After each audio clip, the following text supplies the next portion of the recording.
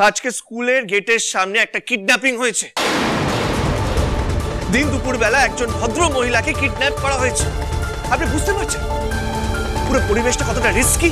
আর আপনি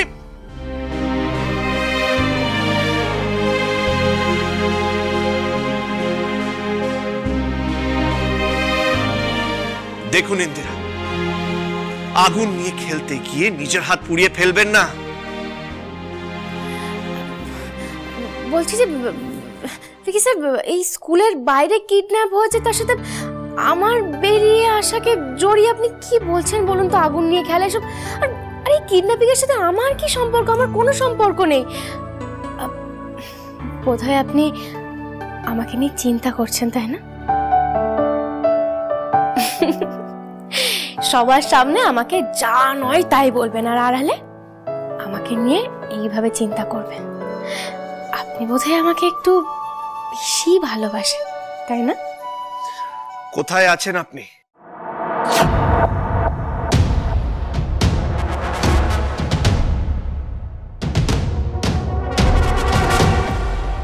স্যার দেখুন, আমি এখন কোথায় আছি আমি সেটা বলতে পারবো না। সময় আসলে আমি সবাইকে সবটা বলে দেব। কিন্তু আমি যেখানেই আছি ভালো আছি, আর সন্ধ্যার মধ্যে বাড়ি ফিরে যাব। আমাকে নিয়ে চিন্তা করতে হবে না। রাখছি।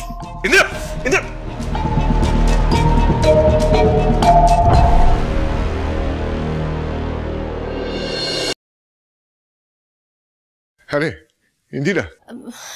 হ্যাঁ জেঠুমনি বলো।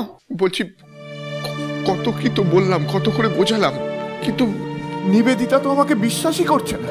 খালি কে দিনেশের কথা বলছে। আচ্ছা ইন্দিরা, এই দিনেশ কি সেই ছেলেটা যে ক্লেম করছে তোর হাজবেন্ড বলে? হ্যাঁ বাবা, ওই ছেলেটাই। তার মানে এতগুলো বছর ধরে নিবেদিতা দিনেশের কাছে ছিল? হ্যাঁ আন্টি তো তাই বললেন, ওখানেই থাকতেন দিনেশের সাথে। অ্যাকচুয়ালি আন্টি বললেন যেটা দার্জিলিংয়ে ওনার সঙ্গে দিনেশের দেখা, তারপর দিনেশ নিজের দায়িত্বে ওনাকে দার্জিলিং থেকে কলকাতায় নিয়ে এসে নিজের কাছে রাখে। এবার এই কথাটা কতটা সত্যি কতটা মিথ্যে জানা নেই, সেটা দিনেশের সঙ্গে কথা বলে যাচাই করতে হবে। বৌদি ভাই, আমার মনে হয় এবার পুলিশের সঙ্গে কথা বলাটা জরুরি। এই পুরো বিষয়টা এক্সপোজ হওয়াটা দরকার। বাবা এত বছর পর যখন আমরা আন্টিকে ফিরে পেয়েছি, তাহলে অ্যাজ সুন অ্যাজ পসিবল আন্টিকে সবার সামনে নিয়ে আসাটা জরুরি। না এক্ষুনি না জেঠুমনি, সবার আগে আমাকে ওই দিনেশের মুখ থেকে এটা জানতে হবে যে উনি মাকে কেন নিজের কাছে এনে রেখেছিল। আদৌ নিজে থেকে নিজের কাছে রেখেছিল নাকি অন্য কারোর কথায়। আর এটা যতক্ষণ না পর্যন্ত আমি জানতে পারছি, আমি চাই না জেঠুমনি এই পুরো ঘটনাটা বাইরের কেউ জানুক, এমনকি পুলিশ। আমি বুঝতে পারছি যে সবাই খুব চিন্তিত, আর এখন যদি এই পুরো ঘটনাটা সুহানা ম্যাডাম বা ভিকি স্যার কেউ জানে, তাহলে ওরাও খুব চিন্তা করবে। আর যারা আমাকে কিডন্যাপ করেছে বা যারা আমার ক্ষতি করতে চায়, তারা যদি জানে যে মা সুস্থ আছে, তাহলে তো আবার ওরা ক্ষতি করতে চাইবে। না না না, আমি চাই না যে এক্ষুনি কেউ কিচ্ছু জানুক। আমার তো মনে হয় মা এখানে একদম নিরাপদ আছে। অর্ক বলছি, শোনো না, আমরা না এক কাজ করব, মা দুটো দিন এখানে থাকুক, আর মাকে দেখাশোনা করার জন্য না হয় আমরা দুটো দিনের জন্য লোক রাখবো, নার্স রাখবো মাকে দেখাশোনা করার জন্য। হ্যাঁ সে না হয় সব বুঝলাম, কিন্তু তাতে কি নিবেদিতা রাজি হবে? জেঠুমনি একবার একটু কথা বলে দেখি না, একবার বুঝিয়ে বলে তো দেখি কি বলেন উনি। হ্যাঁ বাবা, বৌদি ভাই ঠিক বলছে, চলো একবার কথা বলে দেখি। বেশ, তাহলে চল কি কথা বলি। দিনেশ এলি? এতক্ষণে মনে পড়লো আমার কথা? এখানে আমাকে আটকে রেখে দিয়েছে, আমাকে কোথাও যেতে দিচ্ছে না দিনেশ। আমার মাথা যন্ত্রণা করছে, আমার খুব কষ্ট হচ্ছে দিনেশ। আমায় বাড়ি দিয়ে চল না, আমি বাড়ি যাবো, আমাকে বাড়ি। মা আপনি একটু শান্ত হন মা, এরকম করবেন না, একটু শান্ত হন। মা তুমি কেন এসেছো? তুমি চুপে চলে যাও, আমার দিনেশকে পাঠিয়ে দাও না। তুমি কেন দিনেশকে আসতে দিচ্ছ না বলো তো? আমার মা একটু বোঝার চেষ্টা করুন, আমরা আপনার আপনজন, ওই দিনেশ না। আর কিছুক্ষণ আগে যে মানুষটা আপনার সাথে কথা বলছে, উনি আপনার স্বামী মা। উনি কোনো মিথ্যে কথা বলছে না, একটু বিশ্বাস করুন আমার কথা। দেখুন দেখুন, আপনার তো কোনো কথা মনে নেই, কিন্তু যখন আপনার স্মৃতি ফিরবে তখন আপনি বুঝতে পারবেন ওই মানুষটাই আপনার সব থেকে কাছের। কাছে না, বিশ্বাস করি না। আমার সব থেকে কাছের আমার দিনেশ, আমার ছেলে।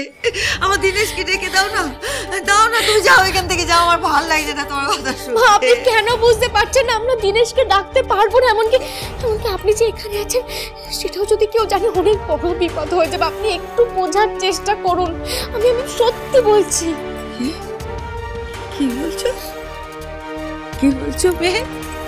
দিদেশ এলে আমার বিপদ হবে? দিদেশ আমার ছেলে, আমার ছেলে আমার কাছে এলে বিপদ হবে? তুমি কি মজা করছো, রসিকতা করছো? একটা অসহায় মানুষকে দিয়ে যাও তুমি। আপনি 2 দিন অপেক্ষা করুন, মাত্র 2 দিন, তারপর নিজের পরিবার, সন্তান প্রত্যেককে আপনি ফিরে পাবেন। শুধু শুধু একটু ভরসা করুন আমাদের উপর।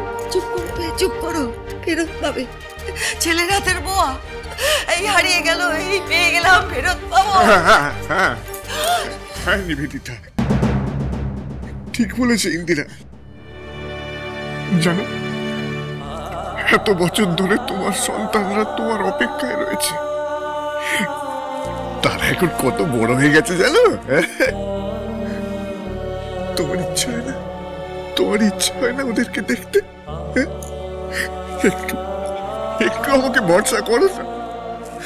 বিশ্বাস করো, আমি তোমাকে অনেক অনেক খুঁজেছি, কিন্তু পাইনি।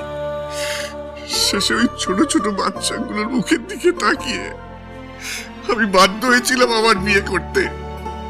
কারণ তখন তো আমি জানতাম যে তুমি থাকলে আমার জীবনে আর কাউকে প্রয়োজন নেই, কাউকে না। তাই এত বছর বাদে তোমাকে যখন পেয়েছি, এবার অন্তত আমাকে সুযোগ দাও যাতে আমি তোমাকে আগলে রাখতে পারি। সুযোগ আমাকে। চুপ করুন আপনি, চুপ করুন তো। আপনি এসব কথা বলবেন না আমাকে, একটু বলবেন। আপনি যান, আপনি আবার চলে যান। আমার কথা আমার ভালো লাগছে না, যেতে বলবেন। আমার কথাটা শুনুন, দেখুন ওই দিনেশ কেন আপনাকে নিজের কাছে নিয়ে রেখেছিল আমরা কেউ জানি না। শুধু শুধু একটুকু জানি যে নিজের ইচ্ছায় ওই দিনেশ আপনাকে ওর কাছে রাখেন। অন্য কারোর কথাইও আপনাকে রেখেছিল, শুধু শুধু এত বছর ধরেও আপনাকে পাহারা দিয়েছে, ব্যাস আর কিচ্ছু না।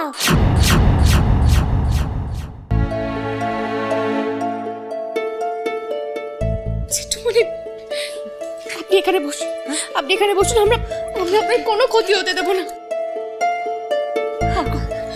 জেঠুমনিকে দেখতে হবে, এসো বসুন আপনি। তোমরা চলে গেলে নাকি? তোমরা চলে গেলে নাকি আমাকে একা রেখে? যেও না, তোমরা আমাকে একা রেখে চলে যেও না। আমার যে ভীষণ ভয় করে। কি বলে গেল, কি বলে গেল মেয়েটা? দিনেশ কি বলে গেল? ও বলে গেল যে দিনেশকে নাকি আমাকে পাহারা দেওয়ার জন্য রাখা হয়েছে। পাহারা?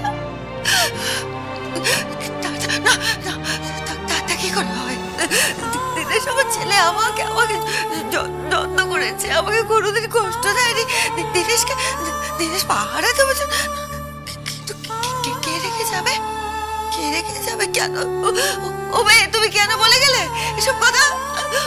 ভালো লাগছে না, আমার মাথা যন্ত্রণা করছে। ভগবান, আমার কেন কিছু মনে পড়ে না? আমার সব অন্ধকার, আমার চোখের সামনে অন্ধকার, আমার জীবনে অন্ধকার, আমার মনে অন্ধকার। আমার ভালো লাগছে না।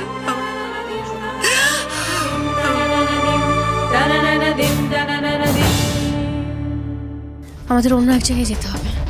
অন্য জায়গায়? এখন কোথায়? হ্যাঁ, ওই দিনেশের ঠিকুচি কুষ্টি আমাদেরকে বার করতেই হবে। দিনেশ স্যারকে তুমি কিভাবে চিনলে? কেন তুমি সেদিন ওনার সাথে আলাদা করে কথা বলছিলে? বলো, তুমি ওনার সম্বন্ধে যা যা জানো, যেটুকু জানো আমাকে বলো।